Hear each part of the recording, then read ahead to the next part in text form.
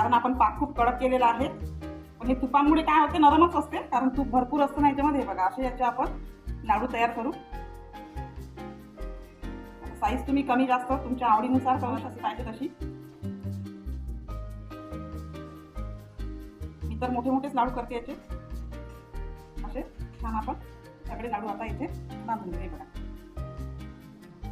किती छान दिसतात बघा, त्याच्यावरचे तुकडे असे खूप सुंदर दिसतात आणि खायला पण चवीला जसे जसे हे लाडू मुरतात तसे तसे खूप सुंदर लागतात चवीला. ते त्याच्यामध्ये ते तुकडे सगळे त्या पाकामध्ये तुपामध्ये मस्त असे छान मुरतात आणि चवीला खूप सुंदर असे लागतात. तोंडामध्ये एक एक एक एक पदार्थ आपल्याला कळतो की आपण काय खात आहे.